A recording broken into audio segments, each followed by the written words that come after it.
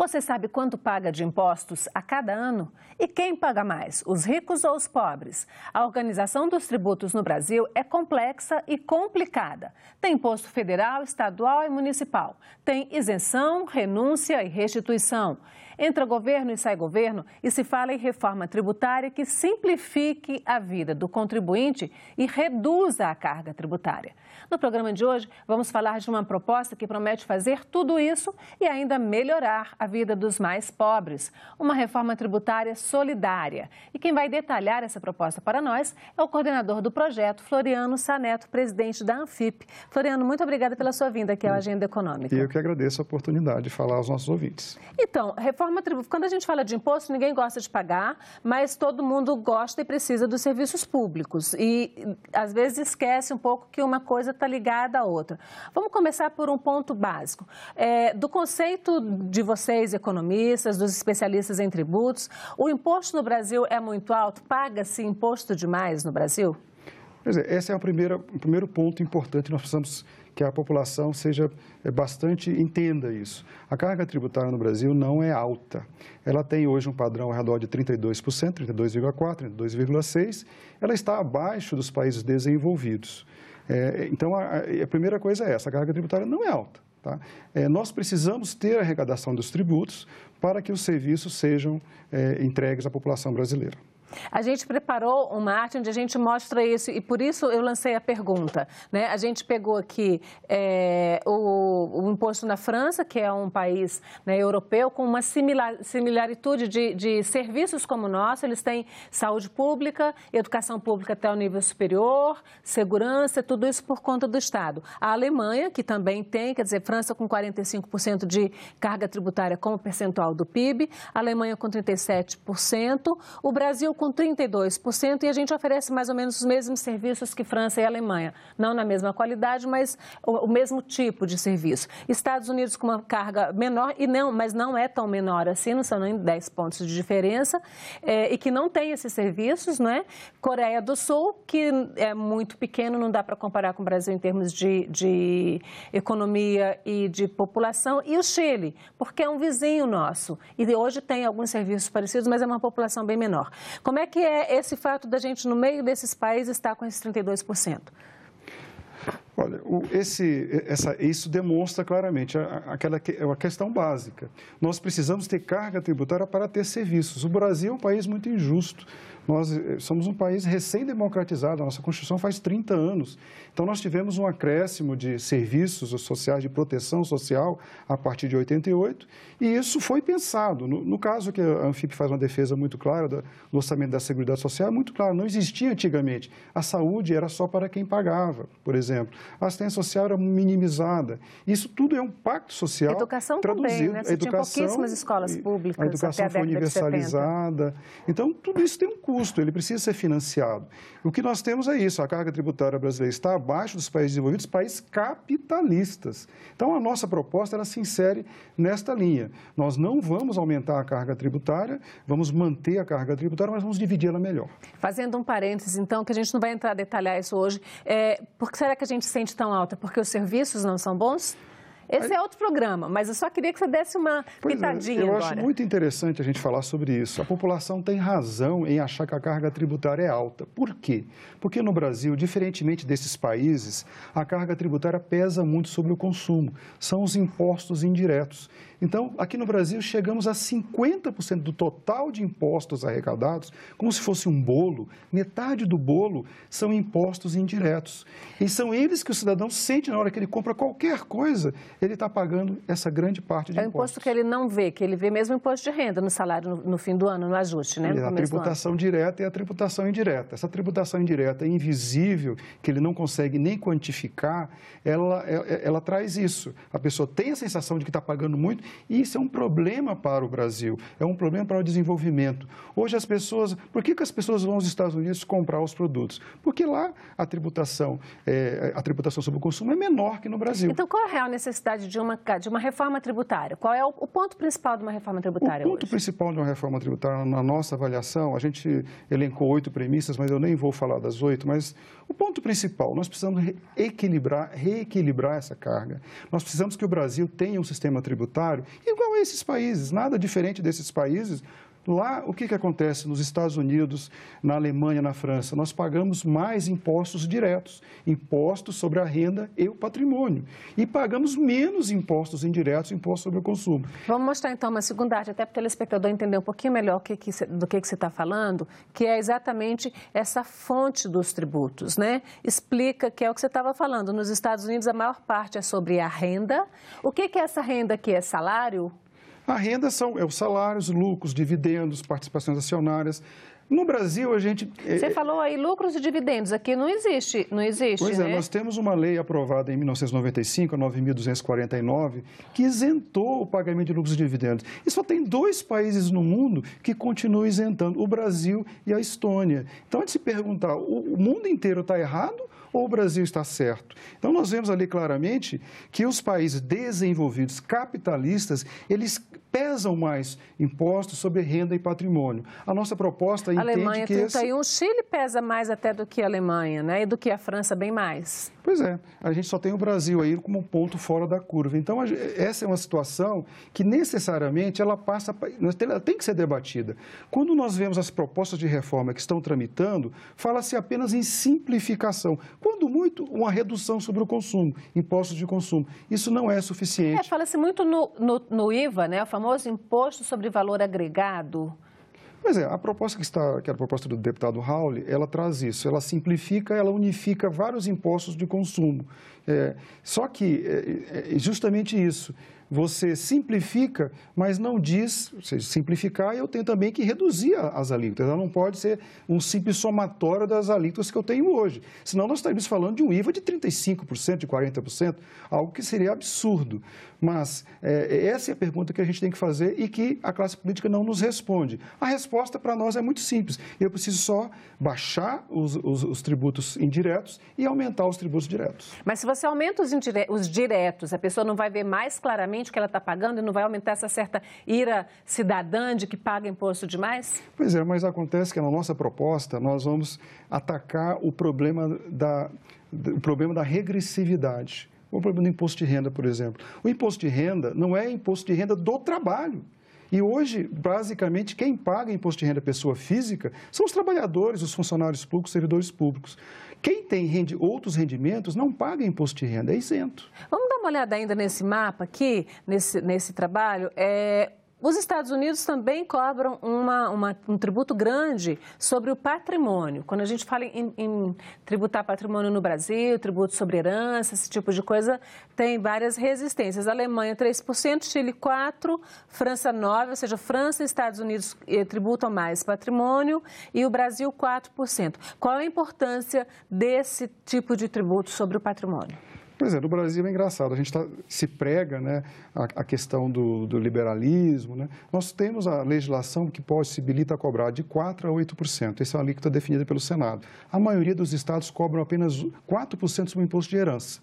Então, você imagina que no Brasil, lá o imposto sobre herança é muito mais elevado, chega a níveis de 40%, 50%, 60%. Então, que raios, né, de modelo é esse que prega, ou seja, quem está rico vai continuar rico, a sua descendência vai continuar rica, às vezes sem merecer, inclusive. Tá, então qual é o ajuste, o que você diria que é o grande problema do imposto brasileiro? Da forma de tributação brasileira? Pois é, na nossa avaliação, a gente começaria dessa forma. A palavra que nós estamos usando é deslocamento da carga tributária. Nós não vamos aumentar a carga tributária no Brasil, nós vamos apenas tirar o peso sobre o consumo e isso tem um impacto impressionante na economia, porque hoje quem mais sofre com o imposto sobre consumo são os baixos salários, são as pessoas que recebem rendimentos de 1, de 2, de 3 salários mínimos, que quando ele paga 50% basicamente do que ele recebe de salários, ele volta sobre a forma de tributo. Nos diretos e nos indiretos. Exato, isso nos indiretos. Nos diretos é o contrário. Então, nós desoneramos as altas rendas, as altíssimas rendas e oneramos as baixas rendas. Quando você fala em impostos do consumo, a gente está falando basicamente somente de ICMS? Estou falando de ICMS, PIS, COFINS, eu estou falando também de folha de salários, que é algo que pesa bastante também na estrutura de custo das empresas. São todos esses impostos que eles são diluídos no preço. Então, você não consegue, você compra 1 quilo de feijão e não sabe que lá tem uma quantidade enorme de impostos, por exemplo. A gente viu agora nos combustíveis a taxa de impostos chega a 25%, dependendo do estado, né? Nós chegamos a ter 40% do preço final do óleo diesel é composto por impostos. Então, isso demonstra claramente isso que eu estou dizendo. É invisível, não aparece, mas é 40%. É elevado. Sim, e como é que a gente faz, então, isso aí? Quem é que você está falando que quem paga mais é quem ganha menos. Mas a gente tem uma tabela de imposto que diz que tem alíquotas menores para quem paga mais. Mas esse trabalho de vocês mostrou e a gente preparou aqui também um outro gráfico. E eu queria que você explicasse esse gráfico direitinho para a gente, que mostra essa curva aqui da alíquota efetiva de imposto de renda. Chamou a atenção que a gente pegou aqui das pessoas que ganham a partir de 2 salários, seria uma alíquota efetiva de 0,4% e chega uma alíquota máxima de 11,8% para quem ganha cerca de 30 salários. Agora, quem ganha acima de 300 salários, isso é renda mensal, já paga só 5,10%. Explica um pouquinho como é que isso acontece, porque as nossas alíquotas reais, elas são de 7% a 7,5% a 27,5%, né? Como é que esses números viram esses aqui? E como é que quem ganha tanto paga tão menos do que quem está nesse valor aí de 30 salários, equivalente a quem ganha 10 salários mínimos. Hoje, essa curva, ela é exatamente isso. Ela é feita com dados oficiais da Receita Federal, são os dados que a Receita divulga, e ela tem o que acontece nos países desenvolvidos, os países capitalistas?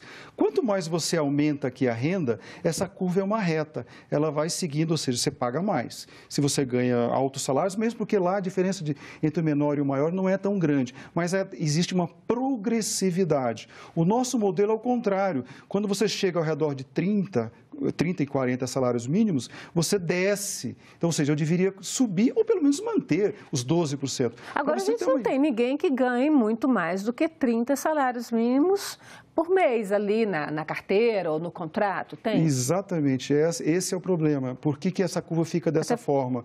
Porque os empregados, eles continuam a ter uma certa progressividade, porque é o 27,5%, com as reduções, pelo menos você mantém um pouquinho. Mas quando você entra com as pessoas que recebem outras rendas, que não as rendas do trabalho, aí eu somo as duas, essas rendas são isentas, e aí eu chego nesse resultado que é pior. Nós chegamos a ter situações que ganham acima de 320, muito mais, essa curva vai descendo. Ela chega a 2%. Então, não é justo. São 200 mil brasileiros que ganham acima de 160 salários mínimos. E essas pessoas têm essa condição especial. Como é que é feita essa condição? Ela é legal? É legal, é de lei. A Lei 9.249, de 95, dá esse tratamento diferenciado a essas pessoas de alta renda. Então, a nossa proposta, ela vai caminhar no sentido de desonerar, sim, desonerar mais ainda, que as pessoas que ganham pelo menos até 5 salários, elas não precisem sequer pagar imposto de renda. Porque hoje no Brasil, se você ganha R$ 4.600, já está pagando a alíquota máxima. Então, é um total descompasso com o tamanho das rendas que existem além dessas mais baixas. Como é que vocês propõem modificar isso aí? Isso aqui está tudo, então a gente tem essa realidade. Agora explica também como é, porque a gente sabe que você tem alíquotas diferenciadas para cada patamar do salário, na verdade, né? Quem ganha R$5.000, por exemplo, ele paga a alíquota de 7,5% até um valor X do salário. Agora a faixa de isenção também não é muito baixa? Hoje está em torno de 2 salários mínimos? Pois é, essa questão ela é uma questão que tem que ser olhada. Mas para a Anfip, o principal é a gente resolver essa questão aqui, das altíssimas rendas. Por quê? Porque nós entendemos, a nossa proposta passa por isso, eu preciso aumentar. Se eu conseguisse fazer com que esse cidadão que está aqui ganhando 320 salários pagasse 12%, que é a média, que é o valor que a maioria das pessoas pagam, as pessoas que estão no 27,5%, tem de alíquota efetiva essa faixa de 12%. Se eu conseguisse que ele pagasse 12%, eu teria 80 bilhões de reais a mais no caixa do governo. Então, para nós, é muito claro, eu preciso resolver o problema, fazer a reforma do imposto de renda à pessoa física e até avançando um pouco mais, dá para avançar um pouquinho mais, tirar o peso sobre os salários mais baixos. Daria para liberar, sei lá, 3 salários, sim, por daria, exemplo? Tranquilamente é possível. Nós estamos fazendo simulações que nós vamos entregá-las agora, dentro da sequência de trabalho que se iniciou há mais de um ano. No mês de agosto, nós estaremos entregando aos candidatos já a presidente da República propostas concretas, com simulações efetivas, reais, de maneira de fazer isso. Nós entendemos que eu posso tranquilamente pesar mais impostos sobre a renda e o patrimônio, diminuir sobre o consumo e aí fazer o milagre da multiplicação. Porque essas pessoas que ganham salários mais baixos, elas praticamente só consomem. Se eu tirar o imposto aqui, o peso dos impostos, a economia vai girar, a economia vai melhorar. Elas vão consumir mais se elas pagarem mais barato. Os produtos ficarão mais baratos e nós teremos, inclusive, melhorar a competitividade da nossa indústria, que hoje está invadida por produtos estrangeiros, porque é mais barato fazer lá fora do que fazer no Brasil. Então, uma das formas de enfrentar esse problema, gerar empregos, é diminuir o imposto sobre o consumo, mas sem perder de vista que eu preciso compensar. Como é que você vai, como é que você vai fazer isso? Porque o ICMS é a grande fonte de arrecadação dos estados, né? A PIS/COFINS é uma fonte do governo federal, mas a gente tem ainda alguns impostos que são municipais, como, por exemplo, o Imposto sobre Patrimônio, ITR e IPTU são impostos municipais. Como é que você faz? Então, você pretende aumentar a arrecadação do município, mas você vai reduzir a arrecadação do estado com uma redução de ICMS? Não. Como é que você pensa nisso? Olha, a proposta concreta, ela se baseia numa publicação, ela foi lançada agora recentemente, no dia 4 de junho, publicação de 40 artigos, onde a gente olha todos os impostos. A gente não teria tempo para falar de todos eles, claro. Mas, em linhas gerais, vai contemplar, sim, todas essas questões que estão sendo feitas. Nós pretendemos fazer uma reforma do sistema tributário, uma reforma estrutural. E vai envolver, vamos tranquilizar os prefeitos e os governadores, há um pacto que tem que ser preservado, o pacto de 88, tem que ser repactuado, e é um dos diferenciais da nossa proposta. Como ela está sendo liderada por fiscais federais e fiscais estaduais, também com a participação em menor escala dos fiscais municipais, nós estamos buscando já um entendimento prévio para que a proposta ultrapasse essa desconfiança que os entes têm hoje, de que alguém vai ganhar e alguém vai perder. Eu me lembro que na década de 1990, ainda quando eu cobria o Ministério da Fazenda, se falava em reforma fiscal, reforma tributária, né? E a gente tinha uma verdadeira guerra quando se reunia o CONFAS, que é o Conselho dos Secretários de Fazenda dos Estados. E desde então fala-se no novo Pacto Federativo. Vocês pensam, inclusive, em mudar esse bolo? Porque hoje a União arrecada mais, os estados um pouco menos e os municípios muito menos. E, segundo prefeitos e governadores, a despesa é o contrário. O município tem despesa maior, o estado e, por último, a União, embora a despesa da União seja do conjunto. Vocês pretendem mexer aí no chamado Pacto Federativo? Sem dúvida nenhuma, vai passar para um novo Pacto Federativo. Em 88, nós tivemos aí a Constituição Federal. O que aconteceu a partir de 88?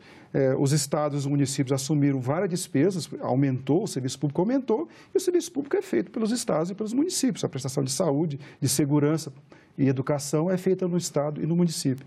Só que no modelo tributário, e isso a gente vai olhar, não houve o devido divisão, a devida divisão dos tributos. E nós vamos olhar, e por isso que a reforma tributária, a nossa proposta, ela tem que ser integral e vai olhar todo o escopo dos tributos no Brasil. Vamos falar de uma coisa que nunca saiu de moda, que é a famosa renúncia fiscal, ou subsídio, ou perdão de dívida, né? Desse aí são vários os nomes, né?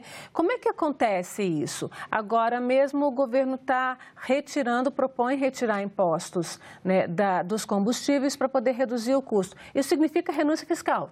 Tem gente do próprio governo gritando, ei, não dá para fazer isso, senão a gente não tem como pagar as contas, né? E vocês mostram, esses gráficos todos foram preparados a partir de dados da reforma tributária solidária, que a gente tem uma renúncia fiscal que é fantástica, né? Um total de 257 bilhões de reais por ano. Explica o que é renúncia fiscal. Renúncia fiscal, para quem está nos ouvindo, significa, o exemplo mais claro dessa questão do problema do impacto dos impostos serem altos no consumo. As empresas buscam escapar dessa alta tributação, isso acaba estabelecendo alguns vínculos que às vezes não são muito claros, né? Então, esse número, eu vou dizer para vocês, 2017 acabou de ser divulgado, aumentou a renúncia fiscal. Então, ela está hoje ao redor de quase 1/4 da receita da União, ela deixa de arrecadar. Ela simplesmente fala, não vou arrecadar. Então, você imagina que nós estamos vivendo uma grave crise fiscal e que a União simplesmente fala, não vou arrecadar mais ou menos 1/4 da minha Mas então, receita. quando a gente tem o empresariado nacional gritando que paga imposto demais, ele paga oficialmente, na prática não paga. Por que você tem tudo isso de renúncia fiscal? Pois é, agora, essa questão é justamente essa que a gente tem que olhar. Quem é o real beneficiário? Nós vamos ver que não é o pequeno empresário, tem ali um pouquinho do Simples, o Simples Nacional é uma parcela grande, são 26%, é a maior parcela no bolo. Mas existe ali uma questão de simplificação, né, de incentivo, mas quando a gente olha e vê, na realidade a renúncia, ela tem CNPJ, ela tem endereço claro. São grandes empresas, grandes conglomerados que têm acesso a lobbies empresariais. Por exemplo, a gente tem uma grande renúncia fiscal da exportação de commodities. Então, quando a gente olha a estrutura, o que nós arrecadamos do mundo rural é muito pouco em relação ao que é gerado de riqueza aqui dentro do Brasil. Soja, algodão, milho, alguma coisa nesse sentido. Tudo isso que é exportado é desonerado, não há nenhuma cobrança de impostos. Né? Mas se você falar em reonerar isso, o agronegócio é o que garante a balança comercial brasileira ser superavitária. Sim, né? Mas aí a gente tem que chegar, e é por isso que é importante que essa discussão aconteça agora, nesse ano eleitoral de 2018, porque não é uma situação, não é um problema de simples solução, é um problema às vezes, antecede 1988, antecede a atual Constituição, mas ele é fundamental, porque se o Brasil, se hoje tem uma unanimidade nacional, é essa, que o nosso sistema tributário nacional, ele não serve mais ao Brasil e aos brasileiros. Mas isso é unânime desde que eu saiba, desde a década de 90, isso é uma unanimidade. Então, logo foi promulgada a Constituição, já era unânime de que aquele sistema não servia. Por que não se conseguiu mudar até agora? O que é que vocês acham que vai mudar? Que pode mudar? Pois é, nós entendemos e mais ou menos sabemos que o primeiro ano do próximo presidente da República é fundamental.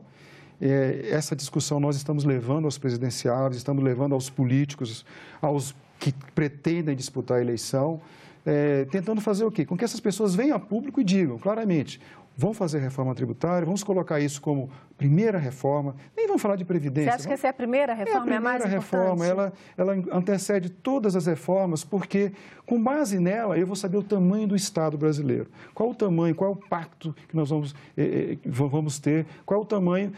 Nós temos aí, por exemplo, uma questão muito importante, a PEC dos gastos, que limitou os gastos. Hoje, se a Receita Federal conseguir ser mais efetiva, se a gente conseguir arrebentar a boca do balão, arrecadar mais, não vai adiantar nada, porque eu não posso gastar por conta da PEC dos gastos. Então, são essas situações que, nesse emaranhado de normas, a simplificação é importante, nós defendemos, mas não é suficiente. Não tem que mudar também um pouco essa estrutura de arrecadação? Você falou em Receita Federal, a gente tem o CARF, que é o Conselho Administrativo de Recursos Fiscais, que tem, assim, bilhões de processos, né? Bilhões de reais que poderiam ser arrecadados e estão dormindo lá, alguns há 10, 15 anos, em processos lá no governo, no CARF, que não tem fim nunca.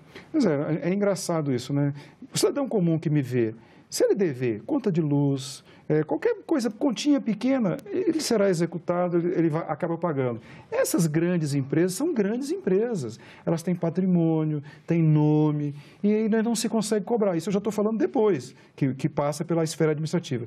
A esfera administrativa, o contencioso, ele existe, é constitucional, é interessante. O que precisa ser feito? Ali é transparência. A gente precisa ter um controle da sociedade sobre o que se julga no CARF. Quem você acredita que ganha com uma reforma fiscal tributária verdadeira?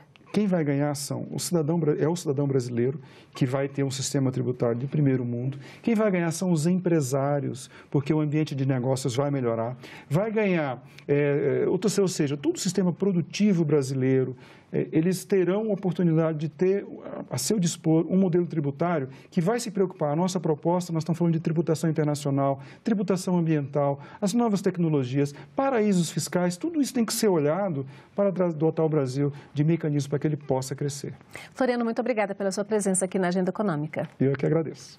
Bom, e agradeço também a você que nos acompanhou até aqui. Para indicar esse programa, acesse nossa página na internet, senado.leg.br/TV. Mande seus comentários e sugestões pelo telefone 0800 61 2211 ou pelo e-mail agendaeconomica@senado.leg.br.